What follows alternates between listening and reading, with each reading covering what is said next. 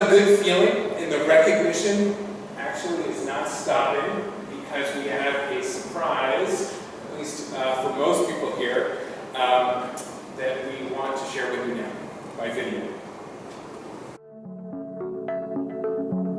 He's a person who combines the soul of a musician, the mind of a scientist, the heart of a devoted spouse and father and friend, and the vision of a leader that this planet certainly needs more of. Generous, thoughtful, smart, committed, and humble. His leadership has helped make EAN the organization and the network that it is today. The board decided unanimously that we wanted to create the Seddon Award to recognize every year from now on a network member who has shown significant volunteer commitment to the network, has made contributions in terms of research or analysis that help advance our mission, and or that have made significant efforts to mentor new EAN members or EAN staff, all of which Lee has done. I have never found someone with such an amazing combination of deep intellect, passion for this planet and the inhabitants thereof, quiet humor, and leadership. Senator Sanders recommended that there were a few people I needed to meet right away when I started, and Lee Seddon was one of those people. Lee had unparalleled expertise in renewable energy and in solar development.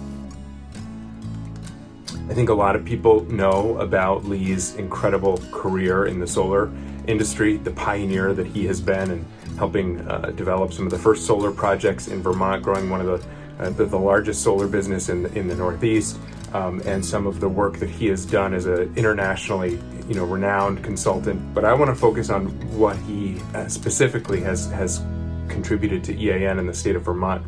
I'm Lee Seddon, chair of the board. EAN was launched a decade ago. Lee has been our board chair and president for 10 years. He has devoted significant time and volunteer effort to research and analysis for the network and for the state of Vermont. His understanding of systems and leverage points really seemed to be born from his experience with solar, where he witnessed the arc of early stage innovation to mass market adoption.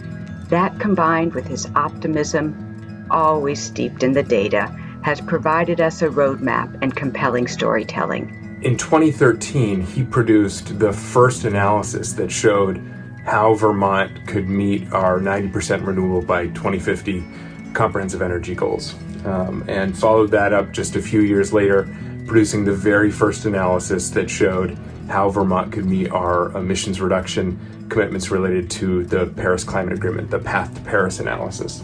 Lee's helped to develop so many renewable energy projects, and the one I always think of is the solar project in Ferrisburg. That was Vermont's first megawatt-scale solar project, and it's actually shaped like the state of Vermont, and Lee helped bring that project forward. I love the fact that Lee gets really nerdy about things like data and engineering, and he gets really passionate about policy. His commitment to bettering the lives of all by transitioning to renewable energy, paired with his gentle spirit and wisdom, has shown us the path in the what, why, and importantly, the how of our work. His commitment to leaving the world a better place for future generations is an inspiration. Lee is a clean energy and climate action role model for philanthropy. He has donated his time and expertise innumerable times to many different organizations and initiatives, and we thank him very much. Quite simply, that without Lee and his expertise in energy, his commitment, his leadership skills, EAN wouldn't be here today. You are the soul of this organization. You have given us purpose, you have given us a way to get there, and you have underpinned it and held it together with grace and humanity.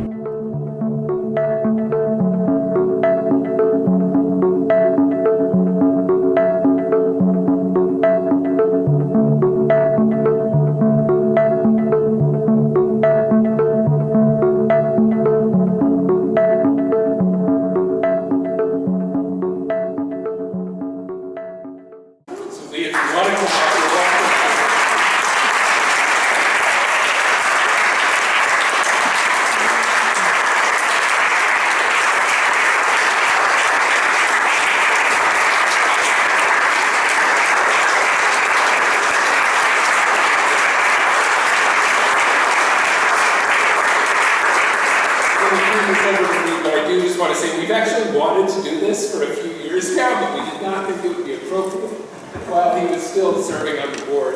Earlier this year, he announced that at the end of this year he will be stepping down as our board chair at the end of the year, and that was part of the reason that led to this. But Leon, what are your views? Well, thank you. Thanks, everybody. That was a surprise. I thought I knew everything that happened at EAN.